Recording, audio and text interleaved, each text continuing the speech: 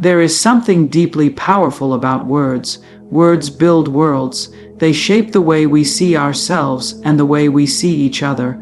And sometimes a single word, spoken loud enough, repeated long enough, can eclipse a people's identity, erase their history, and demonize their pain. One such word, hurled like a weapon, is terrorist. For many, that word doesn't just describe an action.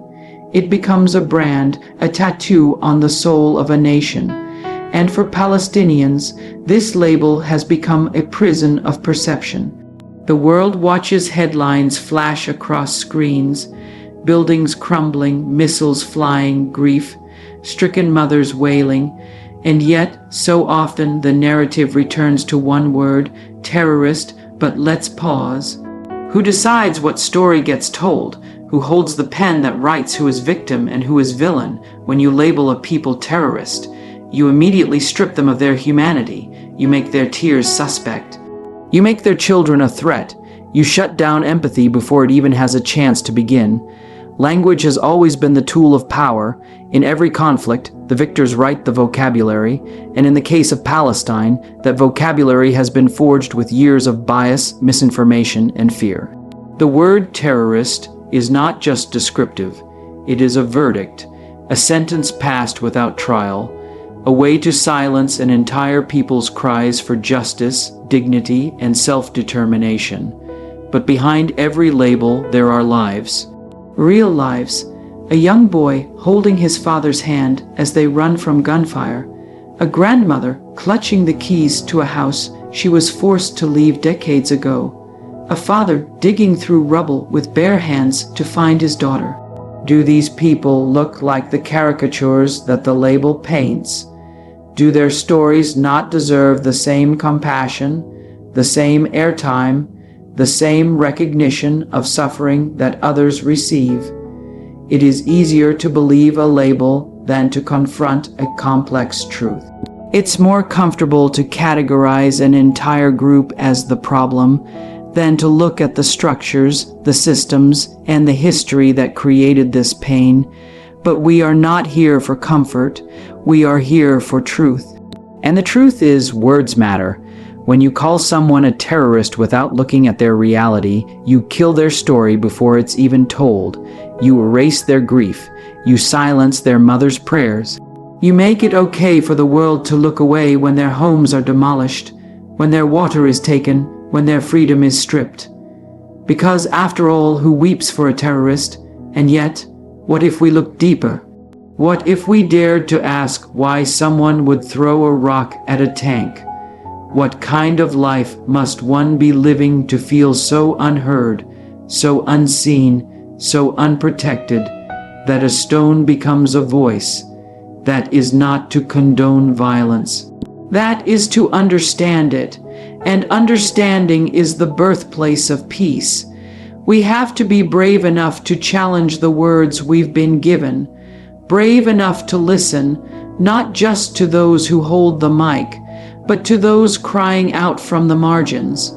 Brave enough to replace condemnation with curiosity, judgment with justice, because once you truly see a person, really see them, you can't unsee them. And when we see Palestinians not through the lens of fear, but through the lens of shared humanity, everything changes. There's something sacred about telling your story. It's a way of saying, I was here, I mattered, my pain meant something. But what happens when your story is constantly silenced? What happens when the world turns the volume down every time your people try to speak? That's what has happened to the people of Palestine. Their voices, full of sorrow, hope, and humanity, have been drowned out by a narrative that tells them their suffering is either irrelevant or deserved. We're so used to seeing conflict through headlines and sound bites. We see the smoke, the fire, the chaos, but we rarely hear the whispers behind the noise. The mother in Gaza who rocks her baby to sleep without electricity for the 10th night in a row. The father in Ramallah who prays his teenage son returns home safely from school because soldiers patrol the streets. The young girl who's never played in a park because the playground was destroyed before she was born. These are the voices we don't hear. These are the lives we don't see, but they are there and they are real. We must begin to understand that silence is not peace. Just because someone is not being heard doesn't mean they are not speaking. Palestinians have been speaking through poems, through tears, through rubble, through resistance.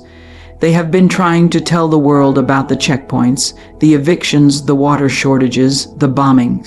But their pain is often filtered through the lens of suspicion. Their humanity is weighed against someone else's narrative, and too often it gets dismissed. We live in a world that rewards the loudest voices, especially when those voices come from power.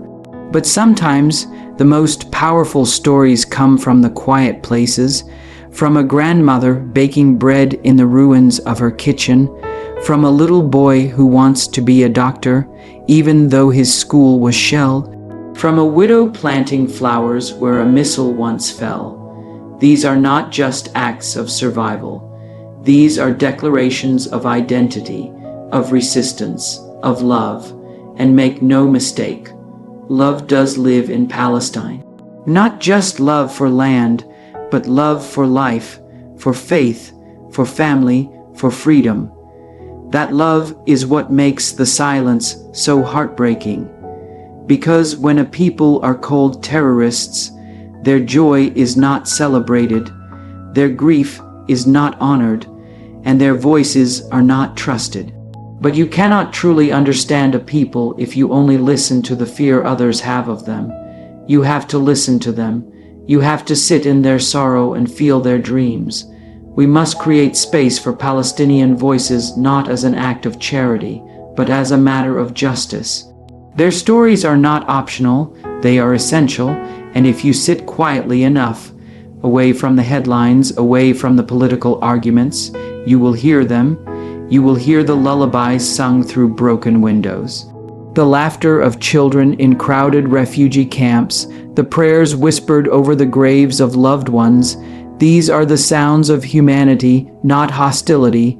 Let me ask you something. How would you want the world to respond if it were your child under that rubble? Your home torn apart, your voice labeled dangerous before it even had the chance to speak.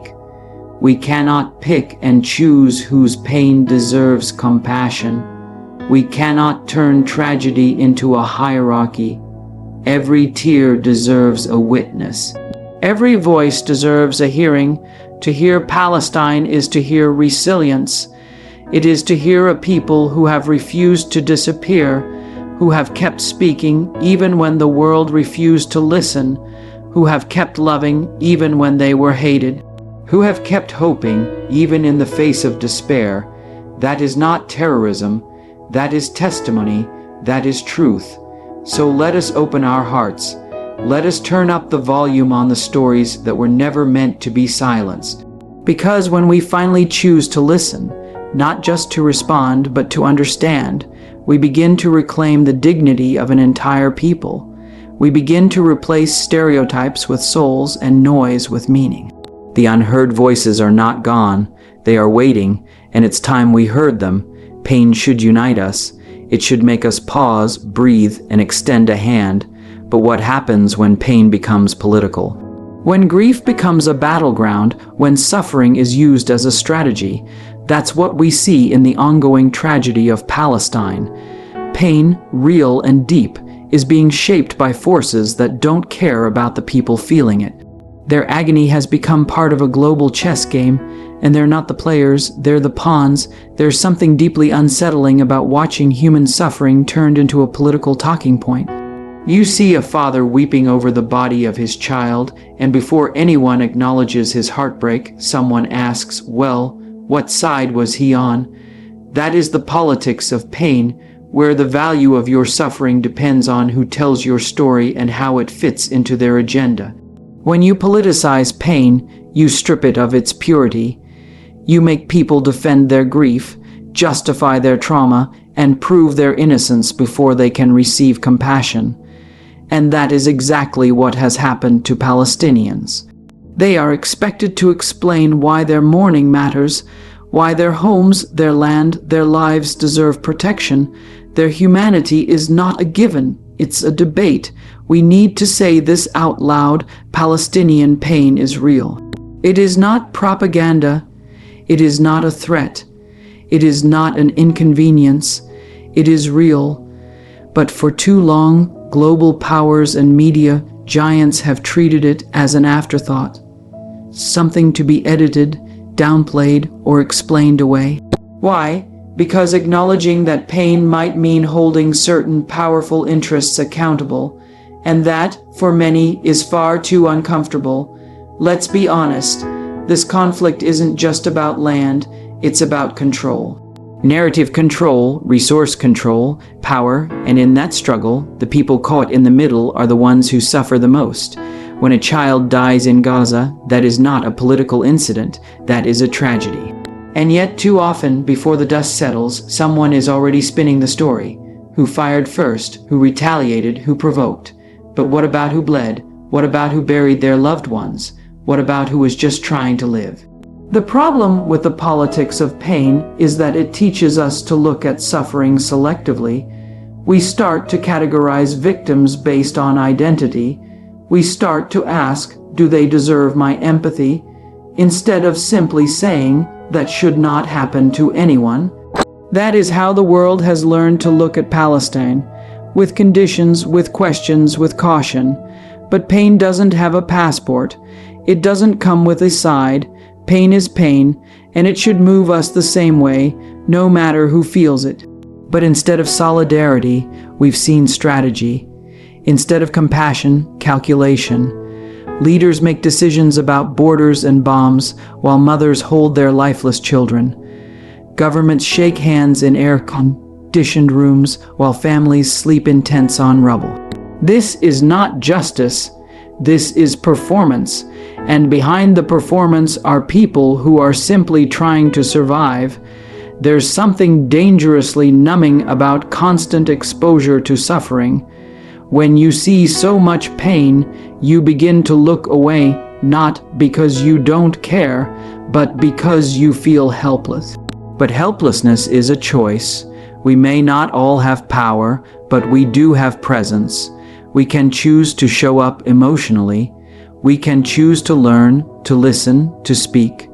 We can refuse to let pain become a spectacle and insist that it become a spark for truth, for change, for peace. And here's the thing, when the politics fade and the arguments die down, the people remain, the children with dreams, the elders with memories, the parents with aching hearts. They're not looking for pity. They're looking for dignity, and we owe them that. Not because of which side we're on, but because we are human. When we politicize pain, we weaponize it. But when we honor it, we heal it. And if we ever hope to move forward, we must start by telling the truth.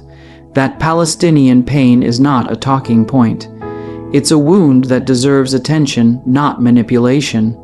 It's a cry for justice, not a cue for debate. The time has come to stop using pain and start healing it.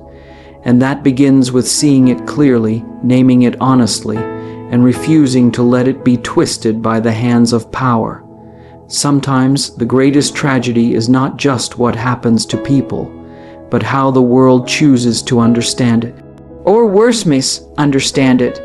When we talk about Palestine, we often hear terms like conflict, retaliation, occupation, resistance, and security. But what's missing from those words are the people, the real people, the families, the stories, the souls behind the statistics. Misunderstanding the Palestinian struggle isn't just a matter of poor information. It's a deep wound with very real human consequences. Let me be clear, when you misunderstand someone's pain, you not only minimize it, you multiply it. You cause the person suffering to feel isolated, misrepresented, and erased. That is the emotional toll of misunderstanding. Palestinians are not just living under physical occupation. They are also living under the weight of a global narrative that often fails to see them as fully human. There's a kind of cruelty in having to constantly explain your existence, to prove that your pain is not political theater, to justify your grief. That's the burden many Palestinians carry every day, not just the trauma of what has happened to them, but the exhaustion of trying to be believed. That's what misunderstanding does. It makes people invisible in their own tragedy. You see, when the world hears Gaza, many don't think of the child who wants to learn ballet, or the boy who dreams of space, or the grandmother who bakes fresh bread each morning. They think of tunnels and rockets and chaos. That's the product of misunderstanding, when an entire people becomes reduced to fear-based symbols and stereotypes, and once that happens, empathy shuts down. Compassion shrinks. The world becomes desensitized. But this isn't about politics or sides. This is about what happens to the human spirit when it's constantly misread.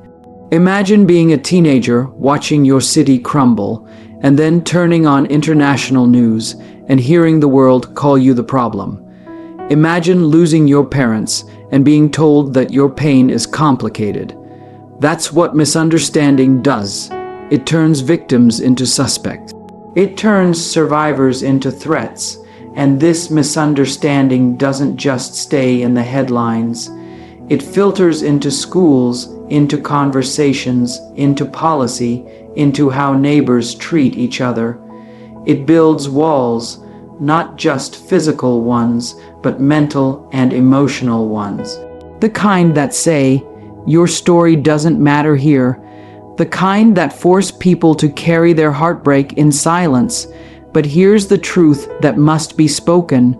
Palestinian suffering is not too complex to understand. It's not too controversial to acknowledge. It is as human as any other suffering in this world. There are mothers there who want their children to grow up safe. There are fathers who dream of better days. There are young people who write poetry, fall in love, cry when they're hurt, and laugh when they're happy. They are not statistics. They are not shadows. They are people.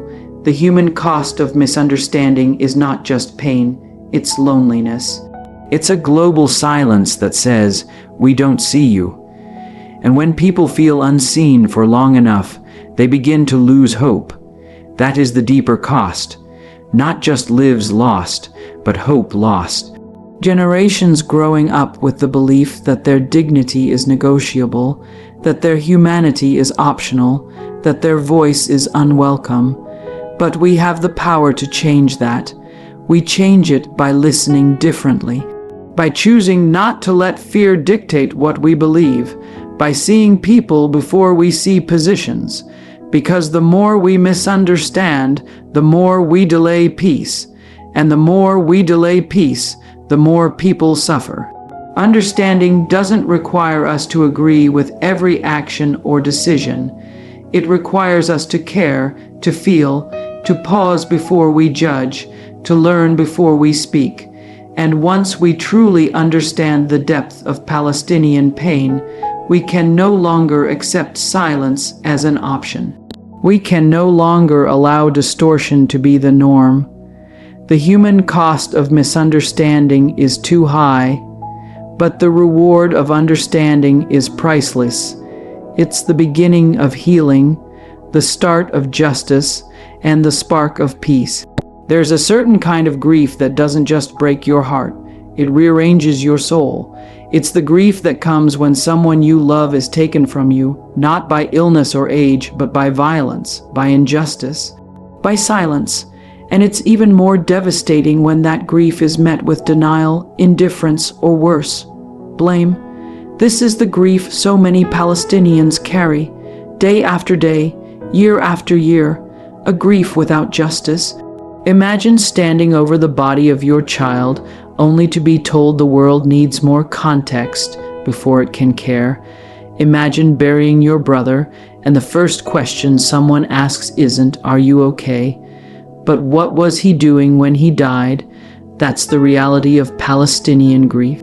It doesn't just ache, it has to defend itself. It's grief that's been politicized, judged, questioned, and dismissed before it's even felt.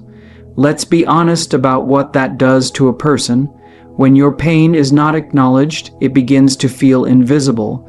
When your suffering is met with suspicion, it turns into something heavier than sadness. It turns into a wound that never heals, a wound that whispers, maybe your life doesn't matter as much. And that, right there, is where the injustice begins, not just in the loss, but in the response to the loss. Palestinians have been grieving for generations, for land lost, for homes destroyed, for children buried too soon, for opportunities never given, for rights stripped away. But what's most heartbreaking is that their grief rarely finds a courtroom, rarely meets accountability, rarely reaches the ears of global power with the urgency it deserves. This is not just loss, it is unacknowledged loss, and when grief is ignored, it turns into generational trauma. Let's take a moment to remember, justice is not about revenge, it's about recognition. It's about saying, what happened to you was wrong, and we see it. Justice gives pain a place to be heard, not just endured. But for Palestinians, justice is often delayed, deflected, or denied entirely, so their grief becomes internalized, passed on like a secret, shared through stories, poems, murals, and prayers, because the legal systems refuse to hold space for their pain. What does that kind of grief do to a child growing up in Palestine? It teaches them that their cries will echo in silence, that their tears will dry without comfort, that the world will scroll past their suffering because it makes people uncomfortable, and yet they still dream, they still love, they still live. That's the miracle. But we cannot keep expecting people to carry the weight of injustice and then praise them for their strength. We must fight to lift that weight. Grief without justice also breeds resentment, not because people are hateful, but because they are human. And humans need closure, we need meaning, we need someone, somewhere to say, your loss mattered. When that doesn't happen, grief becomes fuel, and instead of healing, it festers into hopelessness, into cycles, into more pain. This is how entire generations can grow up never knowing peace, not because they didn't want it, but because justice never gave them the chance. But imagine what would change if the world simply paused and said, "We hear you," not in whispers, not behind closed doors, but loudly and boldly. Imagine if the grief of a Palestinian mother was honored the same way the grief of any mother would be. If the death of a child in Gaza sparked the same global sorrow as the death of a child anywhere else in the world. That is not politics, that is principle, because when we honor someone's grief, we return to our shared humanity. We say, you are not alone, your pain is not in vain, your story will not be erased. That's what justice begins with. Not just laws, not just courts, but compassion, the kind of compassion that leads to action, the kind that transforms grief into change. Palestinians deserve more than our sympathy. They deserve our solidarity. They deserve the right to grieve without being judged, to mourn without being silenced, to hope without being punished. Their pain is real, their losses are real, and justice, real justice, must begin with acknowledging that truth. There comes a time when silence becomes betrayal, not just to others, but to ourselves. When we see suffering and stay quiet, when we know the truth but stay neutral, we're not just observers. We become part of the pain. That's why the world needs something more powerful than politics, more enduring than sides. We need compassionate truth, a truth that speaks not to win arguments, but to heal wounds, a truth that sees people. And when it comes to Palestine, compassionate truth has been missing for far too long. Truth without compassion is dangerous, it's cold, it's used like a sword to cut, to divide, to defend a narrative. And compassion without truth is empty. It makes us feel good for a moment, but it doesn't change anything. But when you bring them together, truth and compassion, you unlock something powerful. You begin to truly see, truly care, truly act. Let's face it, Palestinians have been talked about more than they've been listened to. Their truth has been filtered, censored, debated, reshaped, and often erased. They've been told who they are rather than asked. And the global conversation has too often been shaped not by those who live the reality, but by those who profit from the confusion. That's not truth, that's control. But compassionate truth says, I will not look away. I will not let fear, politics, or power silence my ability to see you, to hear you, and to speak your name with dignity. It says, I care more about your life than my comfort, more about your humanity than my convenience. It's the kind of truth that isn't afraid to stand in hard places, the kind that says, even if this makes people uncomfortable, I'm going to say it because it's right. To look at a mother in Gaza and say, you are not a threat, you are a mother and your grief matters. To see a child digging through rubble and say, you deserve more than survival, you deserve a future. That is compassionate truth. It isn't neutral. It doesn't pretend that both sides always suffer the same. It says, when one side holds the power and the other holds the graves, we cannot pretend it's balanced. It also means confronting our own blind spots, asking ourselves, what stories have we believed without question? What voices have we ignored? What pain have we turned into politics so we wouldn't have to feel it? Compassionate truth holds us accountable, not with shame but with love, the kind of love that says, you're better than this silence. You were made to care, you were made to make change, and it's not just about Palestine. It's about all people who have been labeled before they were loved. It's about every community that's been blamed for its own pain, every child who's grown up hearing that their story doesn't matter. But today, right now, we get to do something different. We get to listen, we get to feel, we get to tell the truth, not to divide, but to heal. Because compassionate truth doesn't just tell the facts. It tells the feelings. It honors the humanity. It gives language to what the heart already knows, that no one deserves to be bombed in their sleep, that no one deserves to have their whole existence dismissed as a threat, that no child should have to learn how to mourn before they learn how to read. The truth is, Palestine is not asking for pity, it's asking for presence, for the world to see them clearly, to hear them fully, to honor them truthfully, and compassion is not weakness. It's power. The power to shift narratives, to break silence, to build a future where truth and tenderness walk hand in hand. When we speak with compassionate truth, we don't just change conversations, we change hearts. And changed hearts can change the world.